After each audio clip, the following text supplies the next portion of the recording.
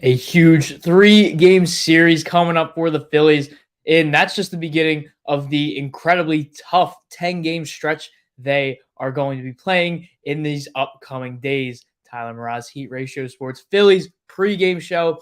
Like we mentioned, a huge 3-game series. Phillies, Mets at the bank. As it stands right now, the Mets are the third wild card team in the National League, and they're only 8 games behind the Phillies. But guess what? You play the Mets 7 times in the next 10 days. So an even bigger series for not just the Phillies, but for the Mets, obviously, and for the Braves too, because they are just 1 game behind the Mets for second place in the National League East and for that final wild card spot. So Braves, we'll get into them a little bit later. They also have a massive series this weekend. So a lot of things going on in the National League. So happy Friday the 13th. Hopefully, the only thing that is dead tonight is the New York Mets season. Jose Quintana on the mound, the left-hander. Phillies saw him against the St. Louis Cardinals in the 2022 Wild Card Series. He's 8-9 this year, a 4.09 ERA, going up against the man himself, Aaron Nola. 12-7, a 3.41 ERA. Had a really great game against the Mets earlier. I'll get into that in a little bit. We mentioned the next 10 games are against current playoff teams. So this is probably their toughest stretch of the season. You got 3 at home against the Mets. Then you go on a 7-game road trip. 3 in Milwaukee, who are currently the number 3 seed in the National League. And then you go to New York for 4 games. So massive series coming up, and the Phillies really need to get it started tonight. Talking about the Mets, they are red hot. They have won 12 of their last 14 games. For those that follow the pregame, postgame on here, we always track the teams. And after a certain point, I stopped caring about the Mets because I thought they fell too far out of it to even be somewhat competition. But they really turned it around. Francisco Lindor has been hearing me calling him not the NL MVP because he didn't have that good of a first half, but he's having a phenomenal second half. And they have won 12 of their last 14, including winning a game against the Toronto Blue Jays. They were getting no hit until the 9th inning, and they won the game 6-2. They scored 6 runs in that 9th inning. So this is not a team that you want to take lightly. And then another streak, Phillies, they have won 5 games in a row at home. So hopefully that's 8 by the end of the weekend, but we shall see. Kyle Schwarber and JT Realmuto are both back in the lineup today. Here's how Phillies are going to line up. Kyle Schwarber at DH, Trey Turner at short, Bryce Harper at first, Castian right, JT catching, Weston Wilson at left, getting that lefty-lefty or righty-lefty matchup. Bryson Stott is playing. And then Buddy Kennedy at third, and then finally batting ninth, Johan Rojas. Not sure how I feel about Rojas batting ninth, especially over Buddy Kennedy. I guess for that speed factor, but excuse me. Wait for it. No. Okay. Sometimes you get those sneezes that are about to happen and then they just magically go away. But nonetheless, I don't know if I agree with Rojas batting in that 9 spot. I mean, he's hitting 244 at this point in the season. 1 point lower than Bryson Stott, but Bryson Stott also has like 150 more at-bats. So I would have done, I mean, I guess Rob likes the lefty-righty stuff.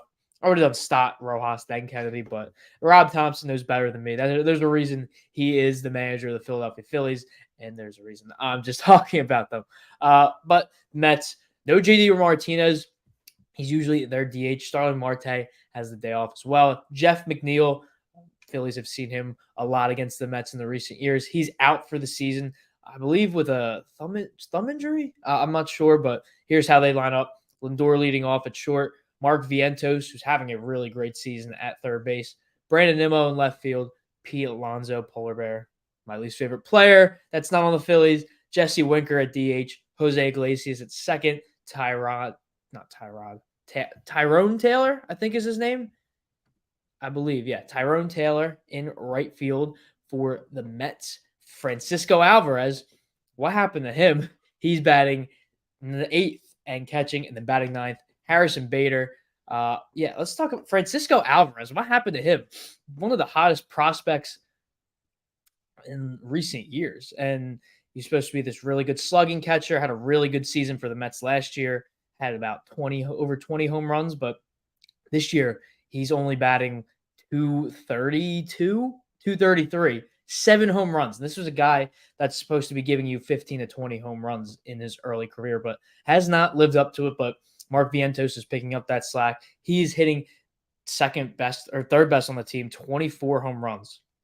But yes, Pete Alonso is my least favorite non-Philly. Just don't like him. Not as a person, just as a player. Hate that he's the Mets. I dislike the Mets. I strongly dislike the Mets, to say the least. One of my best friends is a Mets fan, but I have an interesting history seeing Mets games. So yeah, I mentioned it earlier, but we'll talk about that when the Phillies are playing in Citi Field. But we are going to talk about the keys to the game, what the Phillies need to do in order to get the Game 1 victory tonight in their City Connect uniforms. This is going to be the last time during the regular season that they're going to be wearing those, because next week they're in New York, and then the week after they are at Washington, and then the regular season's over. So little over 2 weeks until the regular season wraps up. So yes, this will be the last time the Phillies wear their City Connect in the regular season. I just saw the Giants. They're discontinuing their City Connect. Don't know if they're going to be getting a new one or not, but not very well beloved amongst the MLB community. So Giants, we'll see if they get a new one. Last one for the Phillies. Don't know if they're going to be wearing it in the postseason. I would assume they do if they have any home Friday games. Same thing with if they have a home Thursday game. I would assume they would wear the powder blues. So they have their Thursday and Friday jerseys potentially for the playoffs. But keys to the game, it's Aaron Nola. It's always Aaron Nola. Pitched against the Mets earlier this year in May. Awesome. One of his best starts. 9 innings, 4 hits, no runs, 8 strikeouts. So Aaron Nola does have success against the Mets since 2022, because Aaron Nola has been facing the Mets since 2015. But I want to look at the recent numbers. So I go within the last 2 or 3 seasons. Since 2022, a 1-5 record, but his 3.45 ERA, 51 Ks in 7 appearances. So since 2022, Nola has not had the greatest appearances against the Mets. 3 runs, 1 run, 5, 4. So he has these little spouts. But you see there 2 games where he had 1 run allowed and the Phillies still lost. Very Jacob deGrom-esque game, but those were all in 2022. Only faced the Mets once last year, 6 innings, 4 runs. But this year, talked about how he got the complete game shutout. So Aaron Nola, always a key to the game. And don't let this offense get hot, because this team has won 12 of their last 14. They have been red hot. They definitely have cooled off in the recent games. They had that series in Toronto. They won 2 of 3, but obviously their last win was coming back from that no-hitter. So, and this is the next point, the late innings. The Mets like to score a lot of their runs in the late innings. Like we just mentioned, that last game they had in Toronto, they were being no hit until the 9th inning, and then the offense just turned it up and scored 6 runs in that inning. And you saw that game 2 years ago, the infamous game where the Phillies were up, 7-0 in the top of the 9th, and the Mets scored all those runs and won the game. So Mets do like to get a lot of late inning offense, and if you shut down their offense, you'll be fine. Jose Quintana, not the biggest fan of him. He's a decent pitcher. He's nothing you're afraid of, though. Has been fairly good in his last 3 games, only given up 1 run, striking out 6 in each of his last 2 starts. So he has been on point, but don't know how well he's going to be doing tonight. Kyle Schwarber, dominant against lefties this year, along with Weston Wilson too. So keys to the game, Aaron Nola. Don't let the Mets offense get hot, especially the home runs. It's always an Aaron Nola thing. You talk about limiting the home runs, and the Mets do have some power in this lineup. You got Lindor, who has 31 home runs. Pete Alonso has 31 home runs. Mark Vientos has 24. Brandon Nimmo has 18. Jesse Winker has 14. Then their 9-hitter, Harrison Bader, he has 11 home runs. So this is a team that has power. I know JD Martinez isn't playing, but besides that, they still do have really, really great power, especially Pete Alonso, who has been not as good of a home run hitter this year. He usually gets over 40, but it's looking like he's not going to be reaching that mark this year. But still, Aaron Nola limit the home runs. But let's see what we got cooking today on the triple play, because I am feeling really, really good about these picks, especially the bonus bet. Well, let's see what we got today.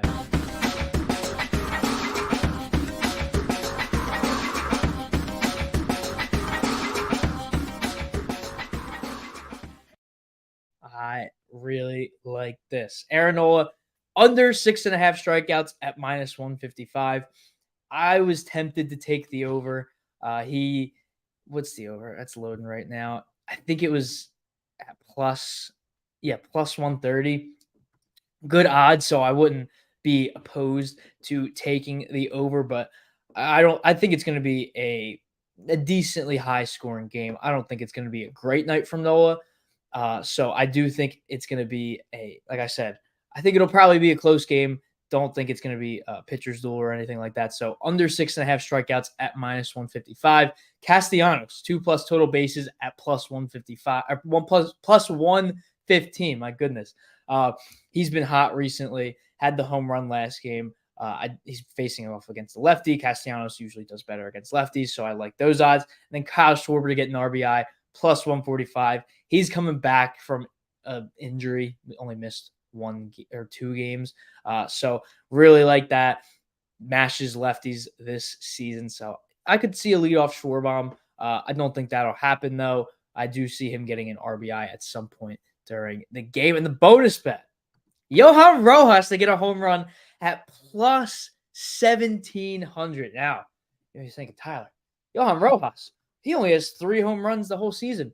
Yes, that's correct. But look at the odds and look at what Johan Rojas has been able to do recently. He has been hitting the ball a lot harder. He has been hitting the ball a lot further. He's not grounding out and focusing on bunting. He's actually hitting the ball into the gap, and he's getting doubles, sometimes advancing to third base.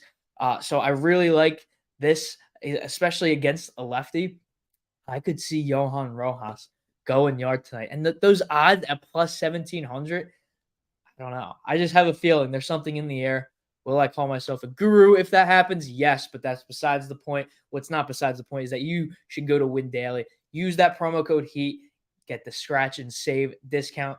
If you join Tony on the live for last night, Thursday Night Football, put together this crazy parlay for a chance to win a free year at Win Daily. So make sure you're tuning into those streams, because you never know what he's going to offer, and you can jump in, give a little bet, and you get a chance to win a free membership. So definitely make sure you're tuning into those streams. Make sure you're going to Win Daily using that promo code HEAT. Now, for those that watch the show, you know that the second half is not about the Phillies. We'll talk about the other teams. First, we start off with the National League playoff tracker. Dodgers against the Braves. 4-game series. Dodgers are just a game behind the Phillies for the best record in not just the National League, but the major leagues. And the Braves, I mentioned earlier, 1 game behind the Mets for that final wild card spot.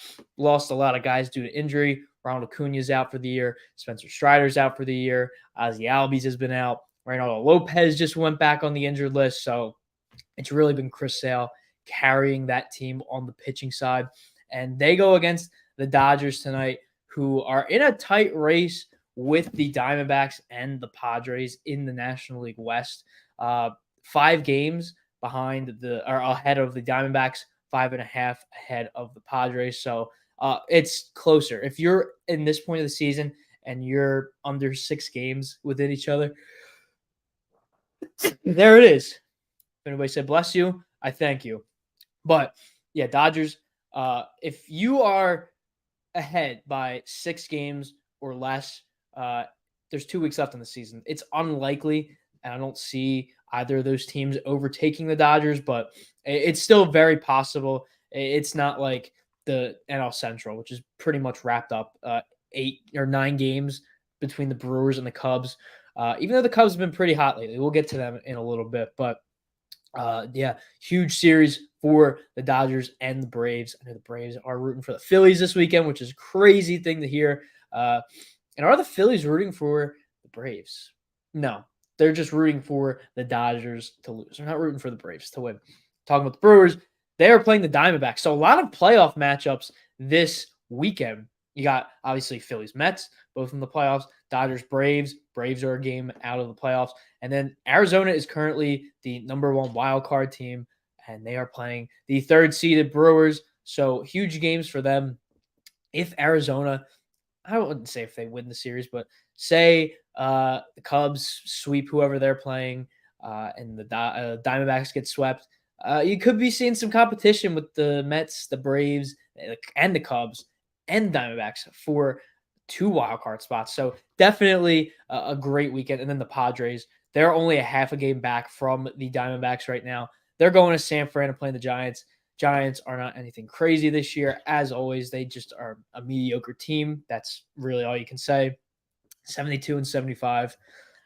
They DFA'd about 3 of their top relievers recently. So Giants are not anything crazy to worry about. So should be a somewhat easy series for the Padres. But you never know. This time of year, other divisional teams love to play spoiler. And then obviously you got the Mets and the Braves. They are playing the Dodgers. Mets playing the Titans. Yeah. So some crazy matchups this weekend in the National League playoff race. Definitely something we will be covering closely here on the Phillies pregame. And the slogan here at Heat Ratio Sports. It's not just Philly. So here are the not just Philly moments of the night. Starting off in Texas, they did unfortunately lose Corey Seager for the rest of the regular season. Rangers are not going to be making the playoffs this year, which is insane to say after they just won a World Series last season, 71 and 76, 7.5 out of the first place spot in the AL West. And how many games are they out of the wild card? 1, 2, 3. Oh, wait. So the Royals have what happened to the Yankees? What is up with ESPN's wild card? Oh, they count the buys? I guess so. I don't get what the expanded thing is, but Rangers are 7.5 out of the division. They are not going to be making the playoffs, sadly for them. And now they lose their best player in Corey Seager, the World Series MVP. But positives, we talked about how they're getting back DeGrom and Scherzer this weekend. I think DeGrom pitches tonight for the Rangers. Let's confirm that. Nothing's changed. Jacob DeGrom making his regular season debut of 2024. So they are setting up their rotation because they have Jacob DeGrom, they have Max Scherzer coming back, and Kumar Rocker. You remember him? Speaking of the Mets selected him in the first round of, I believe it was the 2021 MLB draft, 22. Did not sign him due to injury concerns, and then he goes back to Vanderbilt, gets drafted by the Rangers. He made his MLB debut last night, and he looked really, really good. He looked like the Kumar Rocker that a lot of people knew that he could be. 4 innings, 3 hits, 1 run, 7 strikeouts for your first game. That is a really good game. I don't care if you go 4 innings or not. You strike out 7 in 4 innings. Kumar Rocker, keep your eye on him. I don't know if he'll qualify for Rookie of the Year next year, but definitely going to be one of the favorites for that award next season. And the Twins. This was an insane story if you didn't hear. So the Twins' 6th round pick this season, he was a catcher. Let me get the full thing up because I don't want to butcher any of this because I was baffled by what I heard. So their 6th round pick this season, Derek Bednar, he was tipping pitches to the other team and helping other teams win. And according to Jeff Passan, he was saying to his teammates that he was waiting for the season to be over. It's like, I can't wait for this season to be over. He's that's insane. He would tell the other pitchers what pitch was coming because he didn't like the team. I don't know if he didn't like the team. I don't know. He said he wanted the season to be over, but just an insane way to ruin your career. I doubt this guy gets a chance anytime soon in the majors. I mean, if you're in the minor leagues, you just got drafted and you are tipping pitches to the other team, telling the other team what's coming. And sounds like not a really great locker room guy if you're doing that kind of stuff and you're telling teammates, oh, I can't wait for the season to be over. Insane way to ruin your career. So he is gone, Derek Bednar. Derek Bednar? Is that his name? I want to make sure Derek Bender. Don't expect to hear that name anytime soon. Getting to the NFL last night, the Dolphins were obliterated by the Bills, 31-10. Tua did suffer yet another concussion. Al Michaels was under fire because Tua hit his head into Damar Hamlin's chest, and Al Michaels made a comment. It's like, oh, how ironic is that? Because obviously, if you don't know, Damar Hamlin had suffered cardiac arrest on the field after getting hit in the chest, and now Tua Tagovailoa has a concussion. So a lot of people are calling for him to retire. Concussions are a scary thing. CTE is real. You hear Antonio Brown talk about it too, but it's very much a real thing. Tua, it's up to him. Whatever he thinks is best for him, that's what he should do. Whether if he thinks he should stop playing because he doesn't want to get any more concussions, risk not being able to be with his family, whatever he does, it's ultimately up to him. He's most likely going to be out next week. Didn't hear anything on that, but Mike McDonald said that is it Mike McDaniel? Mike McDonald. Yeah, Mike McDaniel's the Dolphins. I get those mixed up now. It's weird. But yeah, Mike McDaniel was like, I'll see you when you get healthy. They are moving forward with Skylar Thompson as their quarterback. They said they're going to sign a veteran to back him up.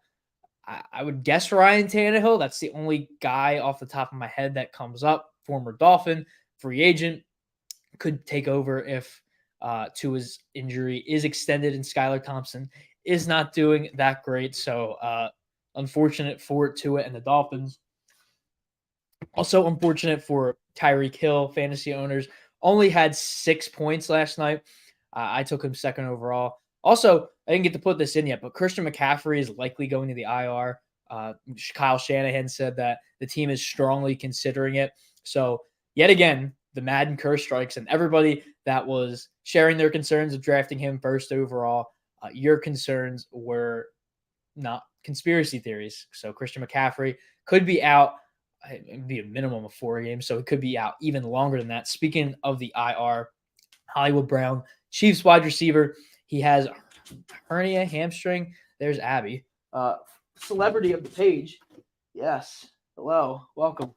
She's back. She loves being in here for that. She loves to interrupt these shows. Very rude, but I still love her. She's a pretty cool dog. But Hollywood Brown out for most of the regular season, so good news for Xavier Worthy, Rashee Rice owners, especially Travis Kelce too, because he will get more target. I feel like if Hollywood Brown came back, he would have taken away targets from all those guys. But nonetheless, Hollywood Brown is on the injured reserve. He's going to miss most of the regular season.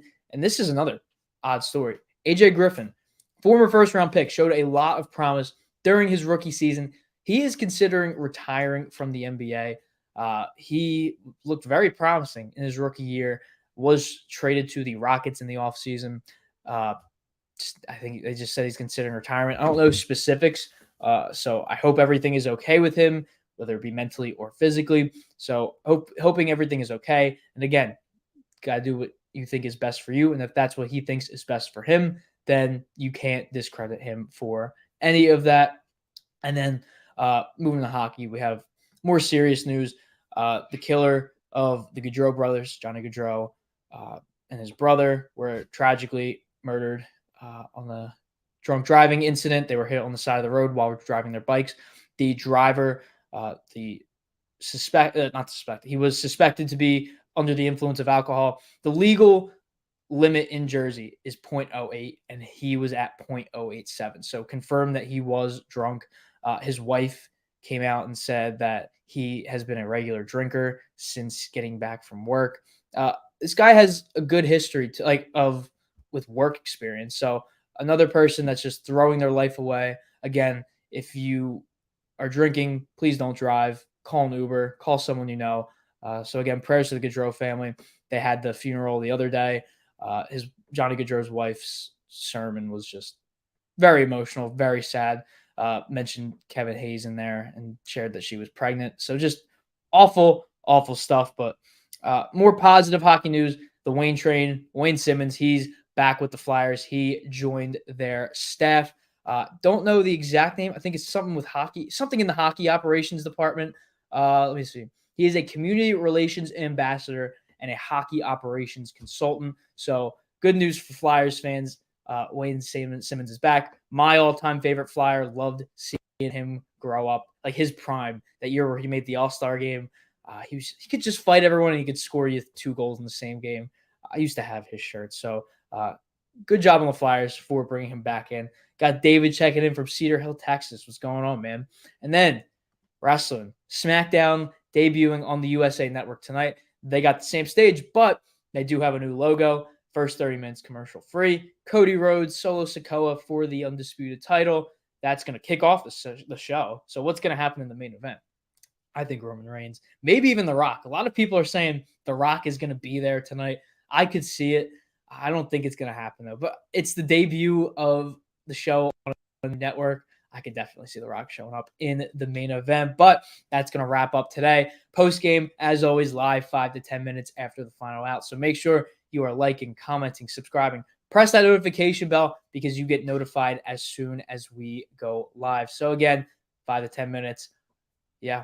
Have a good night, everyone. Enjoy the game. Go Phillies.